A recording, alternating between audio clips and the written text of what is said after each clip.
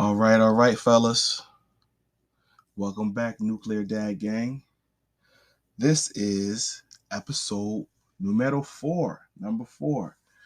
And today we're going to talk about the ladies. Now, this is not going to be what you expect it to be. There will be no woman bashing. Again, we may talk about them a little bit. We may tease them a little bit, but no bashing. We talked about what the Nuclear Dad is, why it is, how it started, the whole point behind this. We talked about our health. We talked about testosterone. We talked about motivation and being a better man. And why do we want to be a better man? Because we want to be better husbands. We want to be better fathers. In order to be a better husband, you need to understand your wife, right? And it's not a one-size-fits-all thing, but the female psychology, unless it is warped by unforeseen forces and circumstances, they kind of fit in the same box. Certain things are inherent in the female brain and in the female psychology. And I think it would behoove all of us gentlemen to take a walk on the feminine side. That came out wrong. You know what I mean? Don't put on their shoes. Don't put on their clothes. But we're talking about getting inside of their heads. Love is a game, right? And us men, we are hunters. And in order to be an effective hunter, you have to get inside the mind of your prey. And they are our prey. I mean, when you said I do, she's yours for life, right? For better or for worse. That's what we're going for here.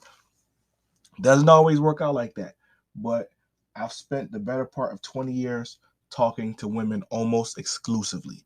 A lot of divorcees, a lot of single women, a lot of baby mamas. And I've heard a lot of the same things when they're in relationships. Oh, he just doesn't understand me. He doesn't listen. He wouldn't change. A lot of blaming. And we're not going to go there. I feel like anytime something goes wrong, there's three sides to the story. His side, her side, and the truth, right? And we'll never get the full truth from women because they're fine with communicating when it's something that you need to do, right? But when it's something that's going on with them, they don't always know how to put it into words because they are creatures of emotion, whereas men are creatures of logic, right? Women think because they feel. Men, we feel because we think. Let me say it again. Women think because they feel. Men feel because they think. So this is what this show is about. Stumbled a little bit. I'm still tired. I'm on the heels of last night. I got 3 hours of sleep, worked a full day. Now I'm home, and I'm going to keep knocking these episodes out. So this is what today's show is about. We're talking about the female psychology. Getting into the mind of your prey. Because it is our jobs to conquer and dominate. And I don't mean that in a bad way. I don't mean having your wife be subservient, but I mean understanding her so you can predict her moves, which will in turn make your life happier. Now, you can't predict everything. You don't know how everything's going to work out. But if you know how to play chess and you know how to think moves ahead, then you should know where I'm going with this. So we're going to figure out this complex creature called the woman. And we're going to get inside her head. And we are going to bend her to our wills. Insert evil laugh. Let's go.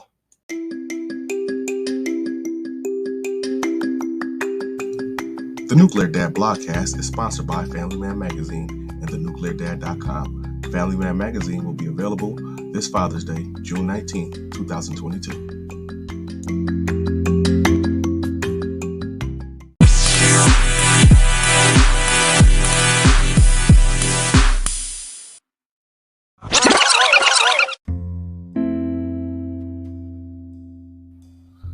Okay. That was Better Love by Luther Vandross. A great classic R&B joint, later remixed by the Young Guns. I like the original better. No disrespect. I mean, those guys, they did what they did. But it's something about the old school love songs, man. I mean, even some of the love songs from the 2000s were good. But 60s, 70s, 80s, 90s, those love songs, man, they did something. They did something to the spirit. You know, back when you were dating, depending on how old you are, you go out with your lady, you come back home, set the mood, put some music on. Wasn't nobody getting busy to Wu-Tang or Jay-Z or Busta Rhymes. You had to put on some Luther or some En Vogue or maybe some MJ, you know, for the up tempo. Right? You get your rhythm right. You start putting in work. You put that MJ on. Hit it with that boom, boom, boom, boom, boom, boom, boom, boom. Just beat it. But this episode is not about intimacy. That will come later on down the line. This is about the psychology of women.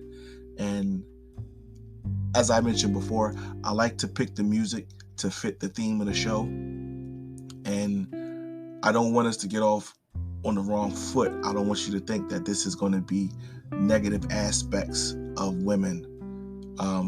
You could talk about that amongst the people in your immediate social circle. That's not what this is about. This is about acknowledging, yes, you love this woman. Yes, you'll do anything for this woman. But the first thing we need to do is understand her. And understanding women in general will give you a one-up in the game. Once you understand the psychology of women, it'll be a little bit easier to understand your woman. So I'm not going to go into a diatribe of personal stories this time. We're going to get right into the facts. So here we have an article from a website called betterhealth.com. And this was updated April 14th, 2022. It was medically reviewed by Audrey Kelly, LMFT. I don't know what those letters mean. Some kind of therapy, maybe family therapist, licensed medical family therapist, maybe. LMFT. Somebody look that up, figure out what it is. But betterhealth.com, it is a psychological article, and it's called Understanding the Female Psychology. So let's go. Understanding the female psychology is an important way for women to understand themselves and each other. See, it's written by women for women. That means men, you need to read this. And it can also help men understand women. See, what did I just say? No matter what your perspective or position in life, understanding what it means to be a woman is an important part of being human. In this article, we'll talk about some of the psychological differences and similarities between women and men so you can reflect on some of the unique challenges affecting women today. Examining current research. As we talk about female psychology, we'll talk about the differences between men and women, but we want to be careful to avoid what experts call neurosexism. Basically, neurosexism is the inaccurate belief that biological differences in the neurology of women and men cause differences in character and behavior. Current neurological research shows that these biological differences are not as significant as we thought they were in the past. The scientific fallacy began in the 19th century when researchers discovered that the average female brain weighs 5 ounces less than the average male brain. However, we now know that the brain size is caused by body mass and that the brain size does not correlate with intelligence. Facts. I know some really smart women and some really dumb dudes, and vice versa. In fact, Current research shows that there is little difference between girls and boys as newborns, if any at all. So the way a brain is wired from birth doesn't seem to have much of an effect on gender differences. Instead, the differences we see between adult men and women can be explained by cultural influences and social conditioning. With this current research in mind, we'll discuss some of the key ideas behind female psychology in this article. So they're going to talk about neuroplasticity, I'm sure.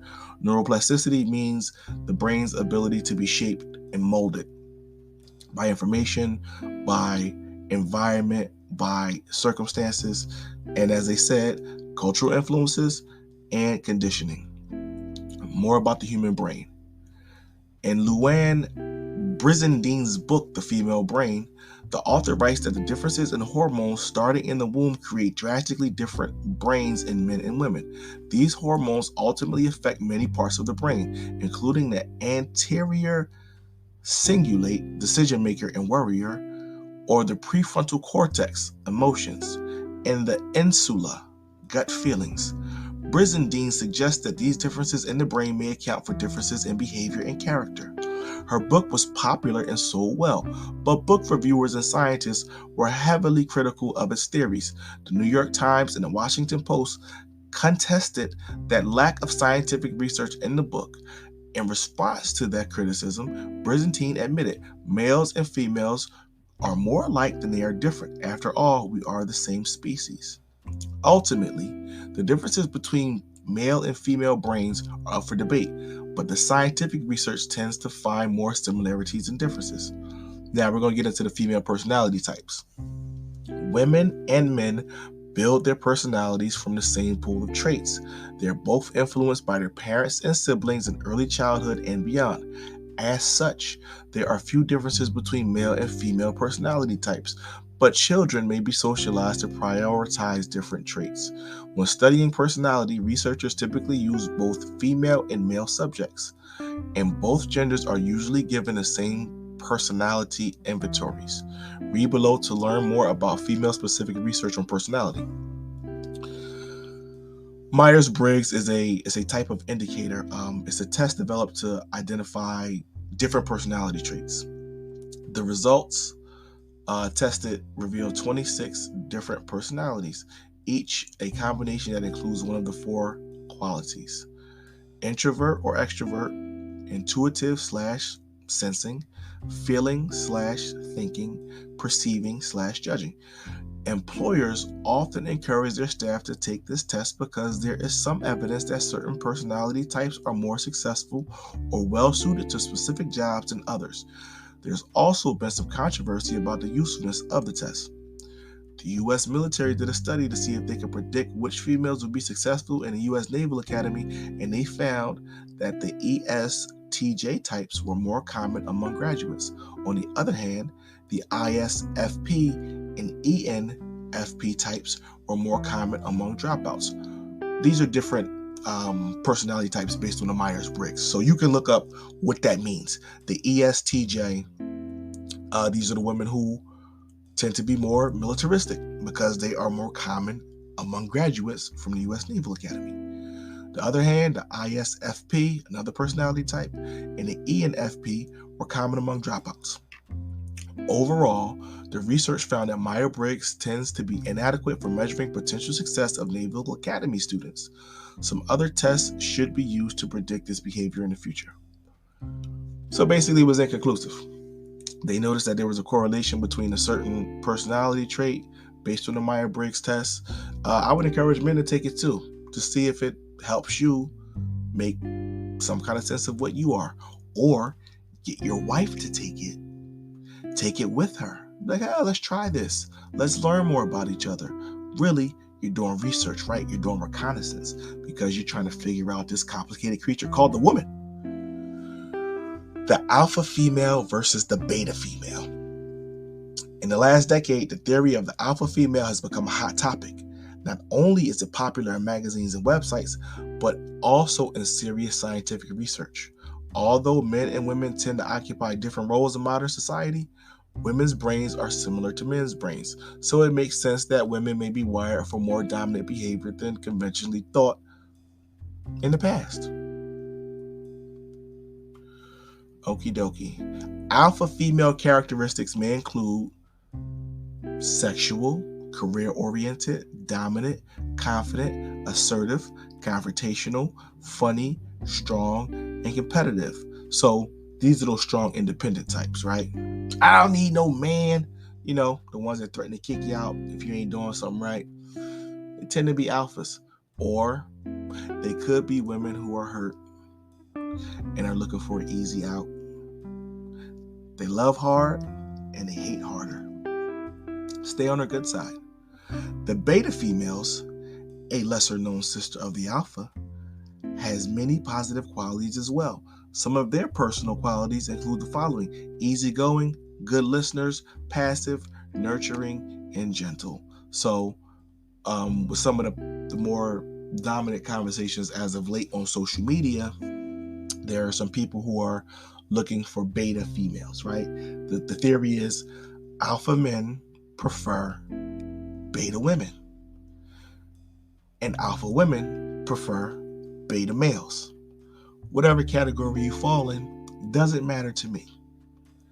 The point of this is understanding women and understanding yourself so you can better understand women. Although there are both alpha and beta female qualities, these traits exist on a continuum and everyone falls somewhere. Some women have more alpha qualities, some have more beta qualities, and others are somewhere in the middle. Researchers have begun to plot this spectrum using the alpha female personality test to discover more about women as leaders. But more research is needed to explore the unique ways women express different personality traits. Now we get into human challenges. As humans, each and every one of us faces challenges in life. Facts. The following are a few of the issues that specifically affect female psychology. Stereotyping in women. Despite the advancements of women in all types of endeavors, some people still describe women as weak, domestic, and even decorative. Arm candy. It can be difficult to deal with these types of stereotypes, and this is an excellent topic to discuss with a trusted friend or qualified therapist. How do we stop this stereotype outside of counseling? Women need to be recognized as individuals with unique qualities, skills, ideas, and motivations. They also need opportunities to show what they can do. It is important to note that stereotypes affect everybody. Men also face harmful stereotypes and assumptions that lead to stereotypes and negative consequences, although with less of an impact as compared to women. Relational issues. Now, both men and women have relationship issues. Some of the most common problems for couples are as follows: the absence of loving feelings, unrealistic expectations, extramarital affairs, ineffective communications, and power struggles. Let me break that down. The absence of loving feelings. A lot of times I've heard women say that he just doesn't care anymore. He stopped showing me attention. Women are attention-based creatures. I don't care what they say. She could work 90 hours a week. When she get home, you better ask her how her day was. Let her go on for 2 or 3 weeks where you're not asking how her day was or how she's feeling or how she's doing, or give her a little rub on the back, pat on the booty. She's going to feel like you don't love her anymore. Whereas men, we just want respect. We just want to feel needed. That makes us feel loved. It can be annoying at times. Oh, why every time something breaks, she calls me? Because you're the man, dummy. Sorry, I didn't mean to say that. Well, you're the man. She expects you to do certain things. Even though we don't want to talk about stereotypes, and we have these strong, independent women, women still expect men to be men on some level. So women want love, men want respect and the feeling of being needed. Now, they talked about unrealistic expectations. This is true. A lot of people want fairy tale relationships. I used to tell a woman that I was dealing with years ago, fairy tales only exist in fairy tales. I'm a human. I'm capable of flaws. It is what it is. Extramarital affairs. Here's the thing.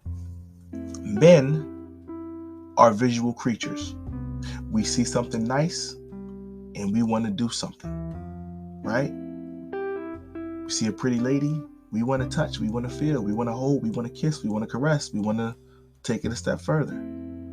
Women want to feel an emotional bond. So this is not a rule that is true for all men and women, but generally speaking, men can have emotionless sex. Women ask, why'd you cheat? What did she have that I didn't have? Baby, I was drunk. She looked good. That dress was tight. She had on them high heels. Those calf muscles was popping. That booty was moving in that little tight dress. Listen, that's all it takes. Whereas some women, maybe most women, not all, there needs to be an emotional connection. So if there's, back to the first point, if there's an absence of loving feelings, you're not showing your wife attention. You know, they always talk about that work husband. Well, work husband may be noticing that wifey's been seeming a little down. Maybe he tries to cheer her up. And this goes on for a couple days, a couple weeks. Next thing you know, that they may be having lunch together. She may be getting to know him. He may make her feel like she's desirable. Oh my goodness, Tracy, you smell so good. What are you wearing? Oh, that dress looks so nice. Oh, that blouse brings out your eyes. He ain't looking at your blouse. Looking at them chi-chis. You know what I'm talking about? Be wise, Tracy. Men are hunters. We know that all it takes is to get in your head emotionally, crack a few jokes, get you to smile. What did Biggie say? Once they grin, I'm in. Game begin. That's what it's about. Getting you out of your, breaking down those mental barriers and those walls to get you out of your comfort zone and into his. The next point is ineffective communication. Like I said, if you're not talking to her, you're not showing her some attention, somebody else will eventually. She'll seek it other places, gentlemen. So if you're not a big talker, you better read a book or figure out how to talk to her. And it's as simple as, hey, darling, how's your day? Oh, dinner was really good last night. Hey, you want to go out this weekend? You may have hated dinner. You may not care how her day was. You may not want to go out this weekend, but you better make the initiative. Fake it till you make it. Make her think you want to go out. And if you do go out, have a good time or pretend to have a good time. You can tell her later, you know what? I really didn't want to go out, but I had fun. I'm glad I did it. She'll respect the honesty, but learn to communicate. And then the last point is power struggles. Again, alpha men, a lot of times like beta women. Alpha women, a lot of times like beta men. Two alphas is going to clash. Two betas is going to clash. So figure out who you are in the hierarchy of the relationship and play your part. If you went into the marriage being a beta and she's an alpha, it may be a little hard to stand your ground, sir. But you can be assertive, right? You can be the easygoing, non-aggressive guy. That's cool. If that's your place, you could be Mr. Cool. But you draw the line and you stand firm when and where you need to. And you tell her, look, woman, I said what I said. I mean what I mean.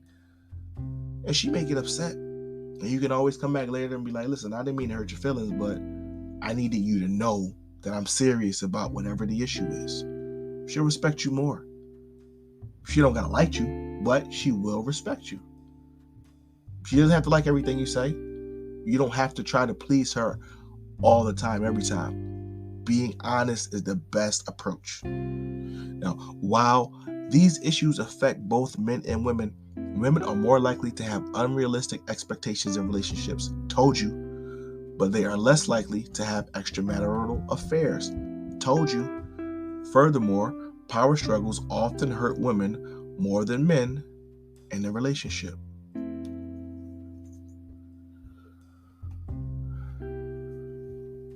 So let's look at this.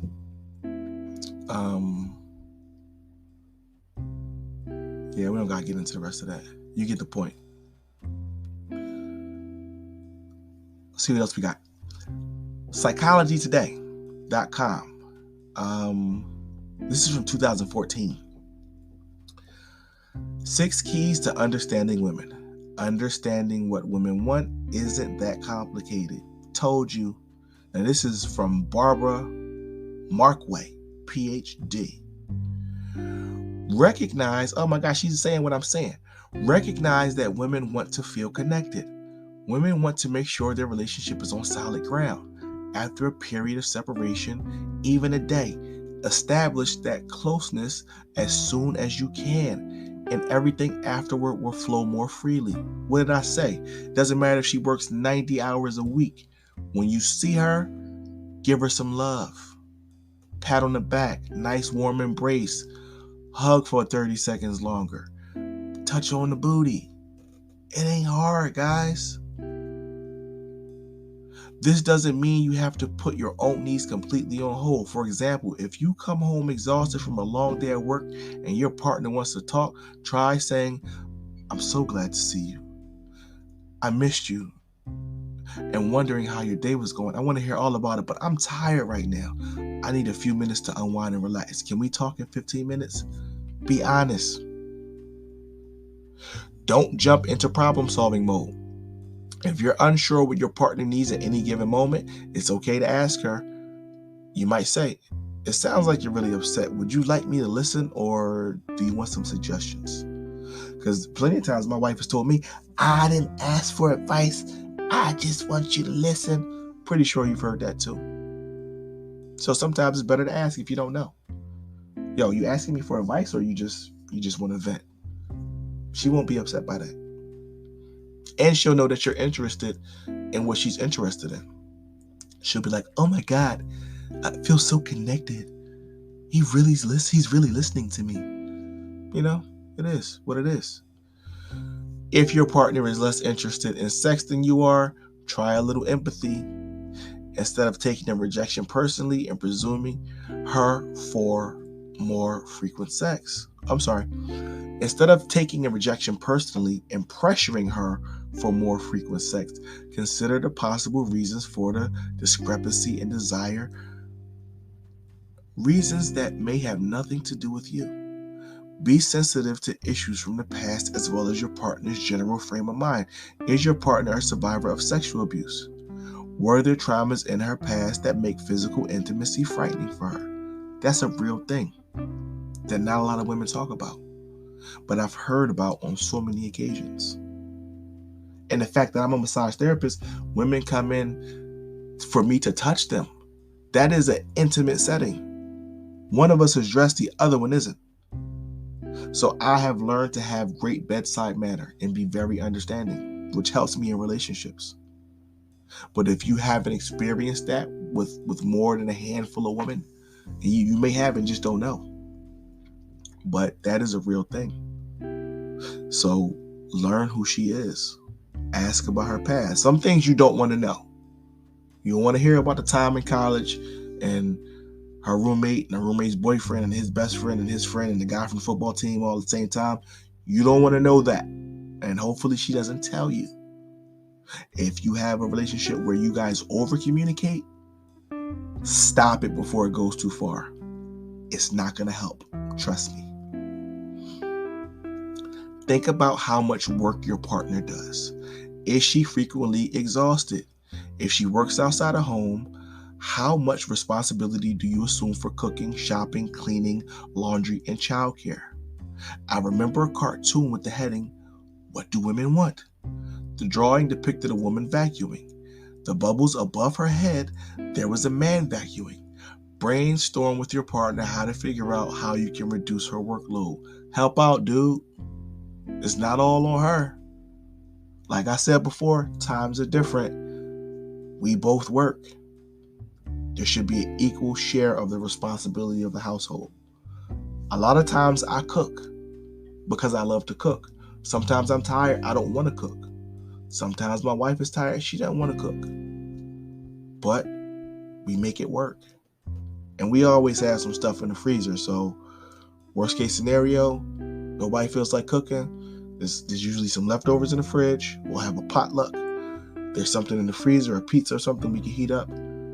Or order Chinese. Bam. Spend a little extra money, but You get to kick back, put your feet up. And you don't got to worry about that much dishes. Allow your partner to voice her fears and support her in efforts to face difficult situations. Women feel empowered by their significant relationships. Your caring datitude, remember that, your caring datitude will contribute to your partner's success in attaining her goals. She doesn't need you to talk her out of her fear or solve her problems. She just wants you to listen and understand. Didn't I say that's what my wife said? I didn't ask for your advice. I just want you to listen. Yeah, that's what they say. Understand that communication is a process. Look at communication challenges as an invitation to keep on talking, keep on listening, and eventually work things out. You and your partner may communicate very differently, but the potential is still there to reach higher levels of understanding. Boom. Dr. Marquet, she dropping jewels.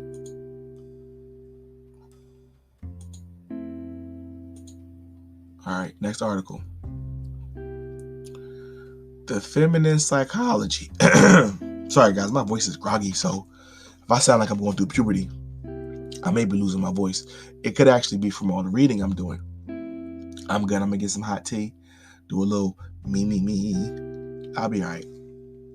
Okay, Wikipedia, feminine psychology. Psychology of women is an approach that focuses on social, economic, and political issues confronting women all throughout their lives. It emerged as a reaction to male-dominated developmental theories such as Sigmund Freud's view of female sexuality. The original work of Karen Horney, that's her real name, Horney, argued that male realities cannot describe female psychology or define their gender because they are not informed by girls' or women's experiences.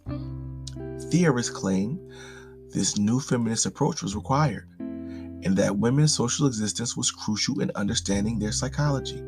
It is suggested in Dr. Carol Gilligan's research that some characteristics of female psychology emerge to comply with given social order defined by men, and not necessarily because it is the nature of their gender or psychology. Horn's theory is the feminine psychology approach is often attributed to the pioneering work of Dr. Karen Danielson Horney. That name is crazy. I just think Danielson and Horney, whatever. Okay. A psychologist from the late 19th century. She contradicted Sigmund Freud's psychoanalytic theory, arguing that it is male-dominated and therefore harbored bias and phallocentric views. Basically, he was thinking with his junk, and he put women in a box based on them being in a subservient position and men being in a dominant position. I can see how that could be true. Horney exclaimed that for this reason, Freud's theory cannot describe femininity because it is informed by male reality and not by actual female experience. An example of this is Freud's proposition that the female personality tends to exhibit penis envy, whereby a girl interprets her failure to possess a penis as a punishment for wrongdoing and later blames her mother. As Freud stated, I'm going to do Freud's voice. She has seen it, and she knows that she is without it and wants to have it. Horney argued that it is not penis envy, but basic anxiety, hostility, and anger towards the opposite sex parent, whom she views as competition for the affection of the same-sex parent, thus views her as a direct threat to the safety and security. She believes, as part of her feminine psychology theory, that this aspect should be resolved based on interpersonal dynamics. Example, differences in social power, rather than sexual dynamics.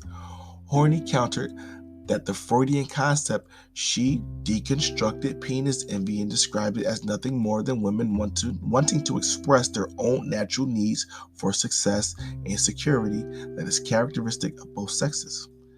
There is an anthology that describes Horney's feminine psychology as optimistic of the world and life affirmation in comparison with Freud's pessimism oriented towards the world and life negation.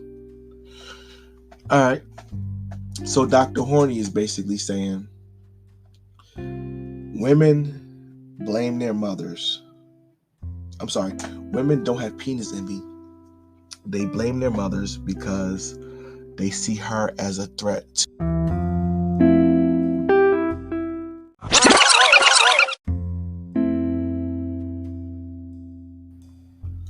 Okay. Yes. That was When Somebody Loves You Back by Mr. Teddy Pendergrass. Now, I heard a story.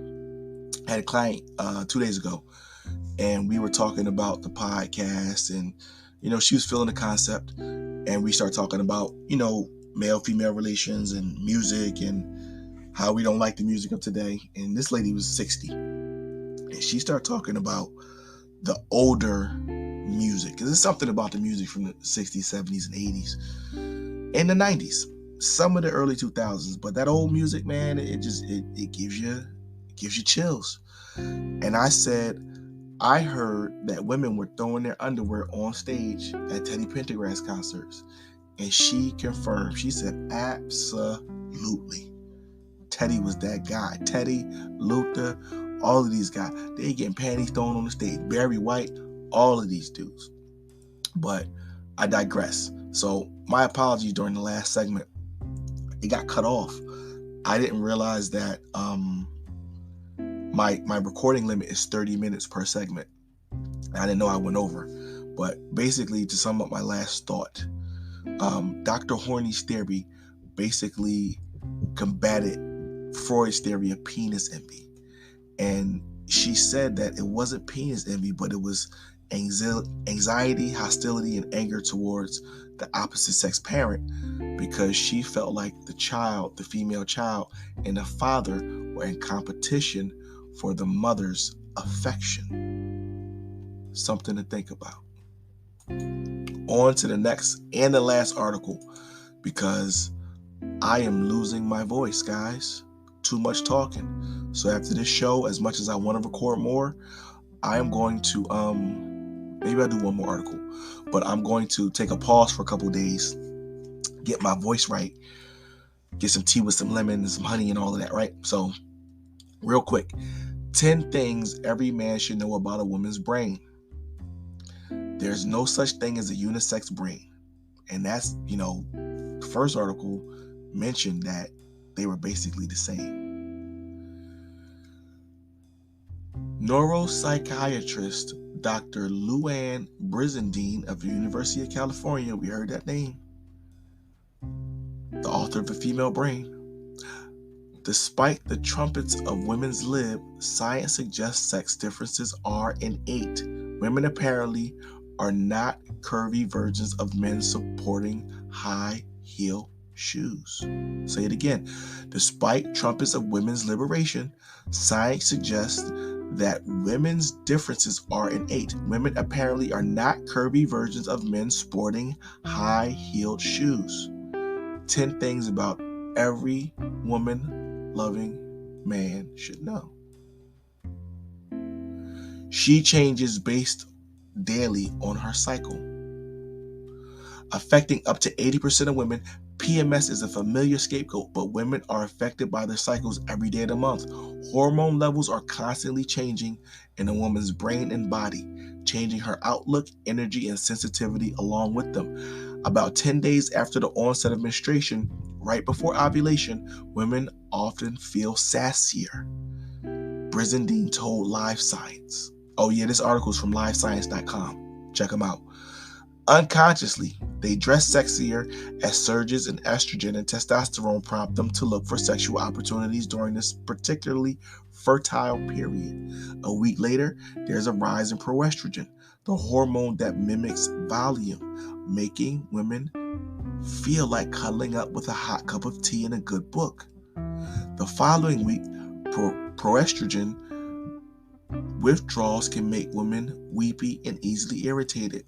We call it crying over the dog commercials crying.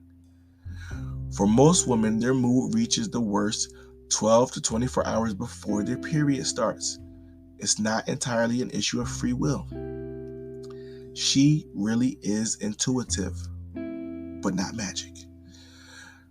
Many can have the uncomfortable feeling that women are mind readers or psychics.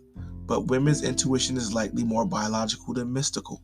Over the course of evolution, women may have been selected for their ability to keep young proverbial humans alive, which involves deducing what an infant or child needs: warmth, food, discipline, and I don't know what that's a typo.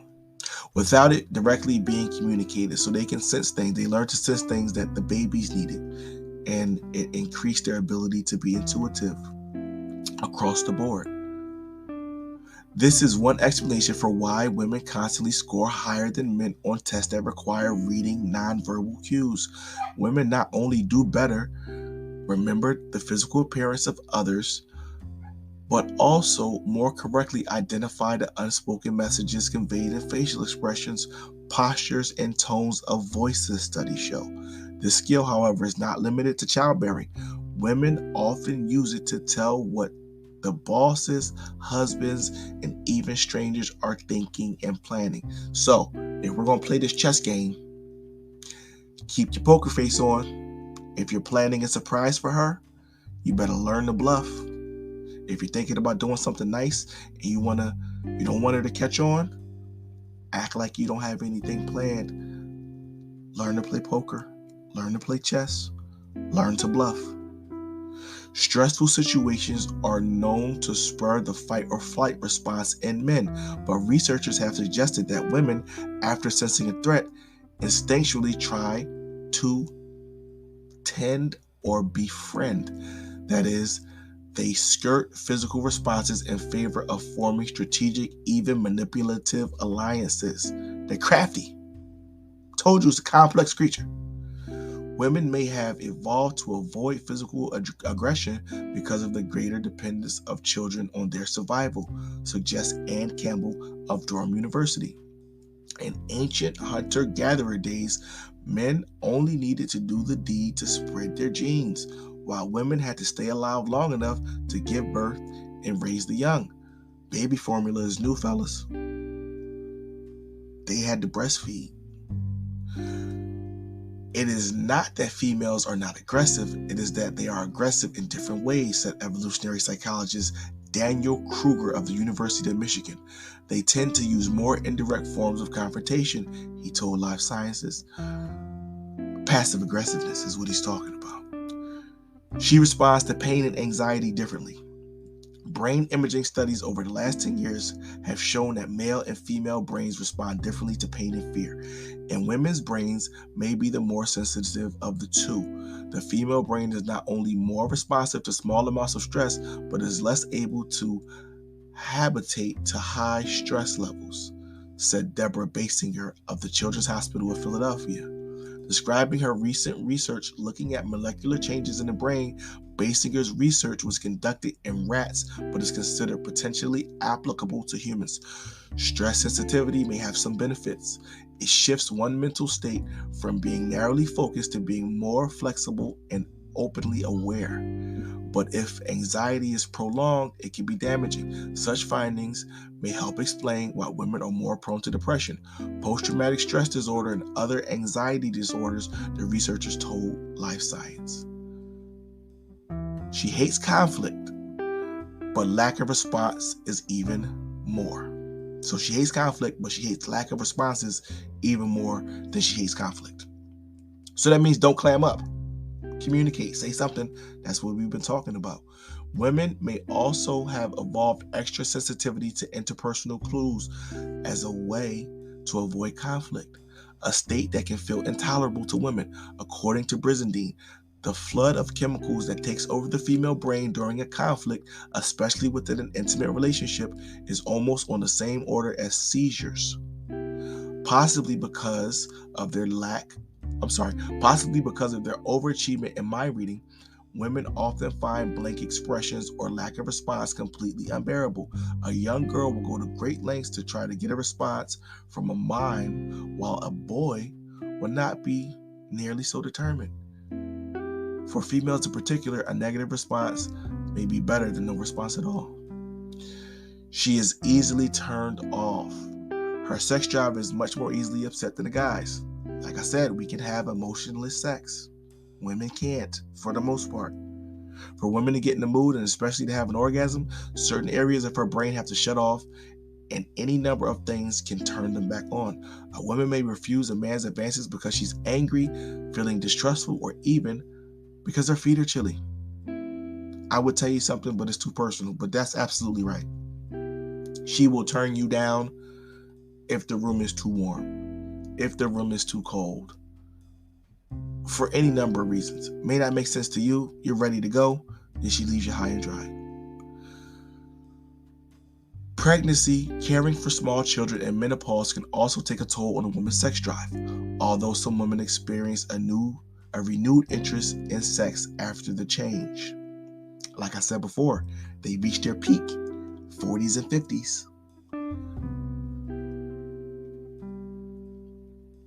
The best advice for a turned-on man is to plan ahead. For guys, foreplay is everything that happens 3 minutes before insertion. For women, it's everything that happens 24 hours beforehand. Think about that. She is affected by the pregnant brain. Proestrogen increases 30-fold in the first 8 weeks of pregnancy, causing women to become very sedated. Proestrogen is a great sleeping pill. A woman's brain also shrinks during pregnancy, becoming about 4% smaller by the time she delivers. Don't worry, it returns to normal size by 6 months after delivery. Whether pregnancy causes women to think differently is controversial. One recent study linked memory problems to pregnancy hormones, but some researchers have suggested the change prepares brain circuits that guide maternal behavior. These circuits likely continue to develop after birth. Handling a baby releases maternal hormones, even among females who have never been pregnant. While measured in rats, the finding offers chemical understanding of the bond that can occur during and among. While measured in rats, the finding offers chemical understanding of the bonding that can occur among foster moms and children. She is affected by the mommy brain. The physical, hormonal, and emotional and social changes facing a woman directly after giving birth can be monumental. And because everything else has changed, she needs everything else to be as predictable as possible, including her husband. Over the course of evolution, it was rare for our maternal ancestors to be full-time mothers because there was always kinfolk around to help with child rearing. I said that in the first episode. A mother needs a lot of support, not only for her own sake, but for the child's as well.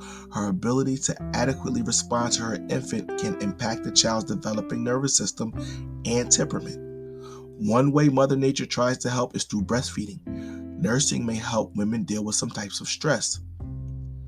One study even found that breastfeeding might be more rewarding to the female than cocaine.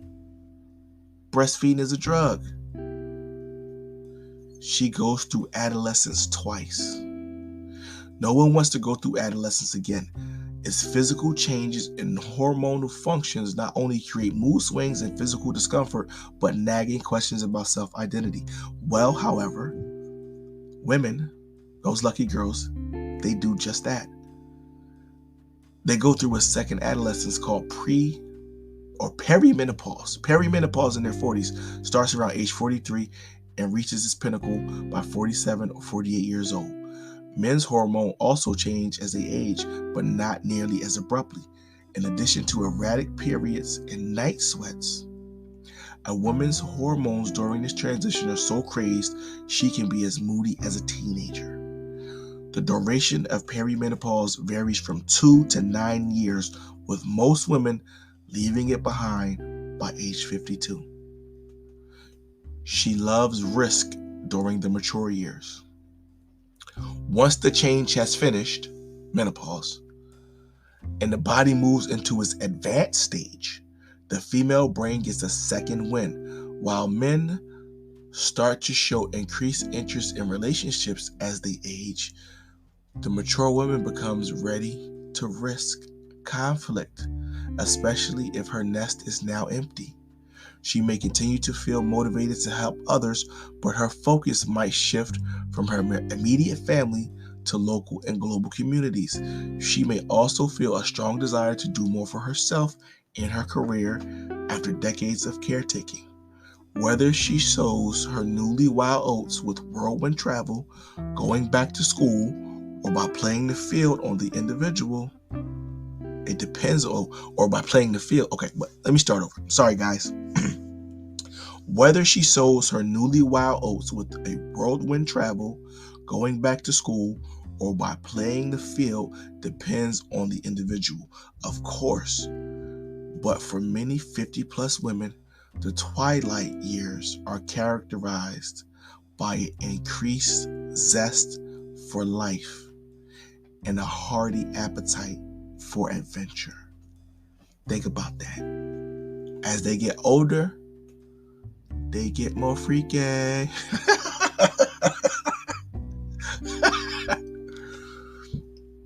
All right, let me see if I want to read this last one.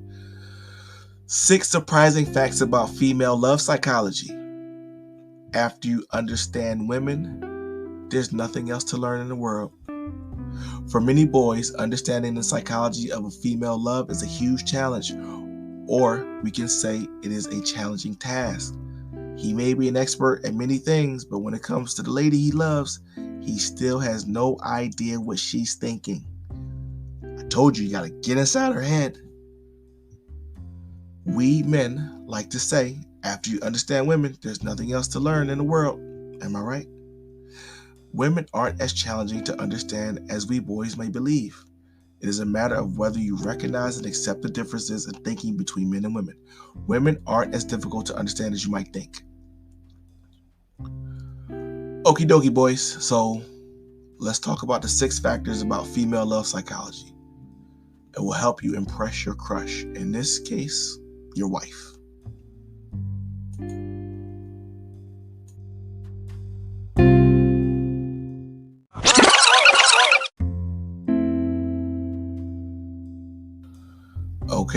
Okay. That wonderful song was Lady by D'Angelo. And let me tell you, fellas, it is a panty dropper. Okay, let's get to the article. 6 surprising facts about female love psychology. This is on medium.com, by the way. Women look for assurances in their partner. When she loves you deeply, she worries that you may not be the only one.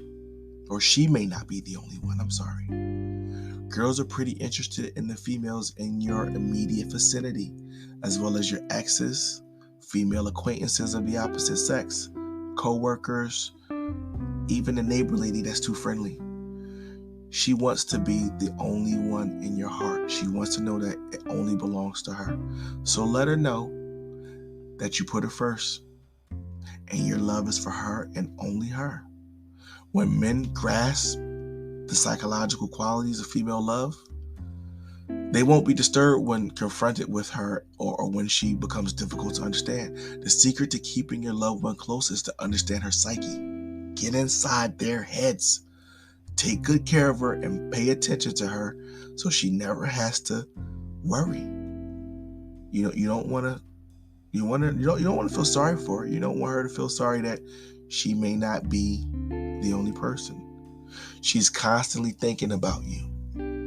When you are a woman's lover, she will never forget you according to the psychology of female love. She'll have a little picture of you in her head throughout the day. As she goes about her day to day, you're just in there bouncing around. Maybe you got your shirt off. Maybe you're dancing naked, but you're in there. If she ever contacts you and says she's missing you, that's because she's been missing you all day and she can't stand it. Tell her how much you love her and tell her you miss her too. And sometimes just call her and say, I miss you, baby. I love you. Women are notoriously reluctant to express their true feelings. Most men, they're bewildered by this female love psychology. And it's hard for us to understand that, when they say yes, they really mean no. Like if you ask, is everything okay? I'm fine. They're not fine. Trust me, they're not fine. Who knows why they don't tell you what's on their mind, but it's okay. That's what they do. They just say I'm okay, and she's not okay. And that's how they behave when they're in love. They get crazy when they really love you. She's hesitant to express her emotions, and because she doesn't want you to see her true feelings. So look her in the eyes instead of listening to her words, because we can read cues too. We are intuitive, not as intuitive as women, but we can read those cues. Flirting. They love flirting. And they love it when you flirt. So, flirt with them. Walk up on her and whisper in the ear, "You taste delicious." Tell her you're hungry and say something like, "Can I snack on you later?" I can't do my Barry White voice because I'm losing my voice. Man, it sucks. But flirt with her. Keep the flirting up. Women are very meticulous, so pay close attention to the little things. Many men have undoubtedly encountered the following inquiry from their girlfriend or wife: "Do you think I'm different today?" As opposed to men, girls are more interested in subtle changes such as a new haircut, clothing, or lipstick shade, or weight. They are very self-conscious about their weight.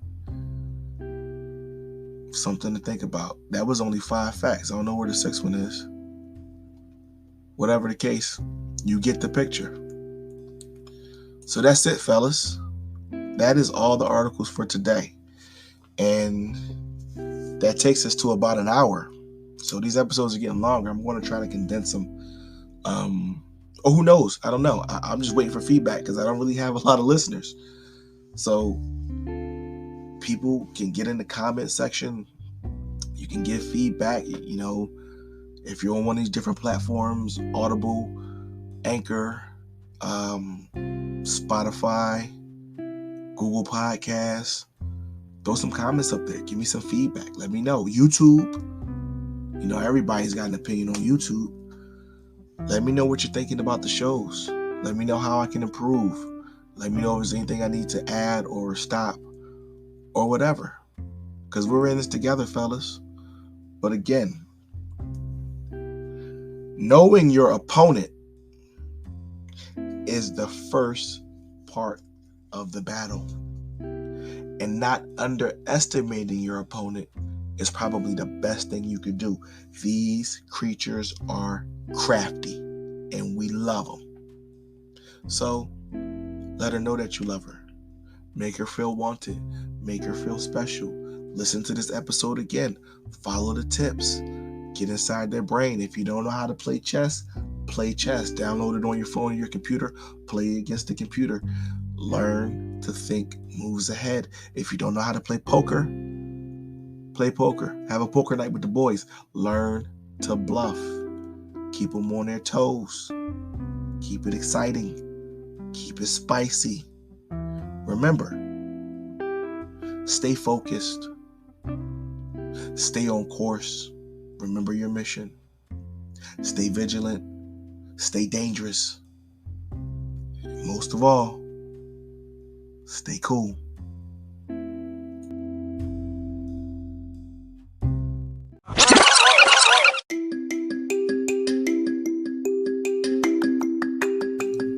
The Nuclear Dad Blogcast is sponsored by Family Man Magazine and thenucleardad.com. Family Man Magazine will be available this Father's Day, June 19th.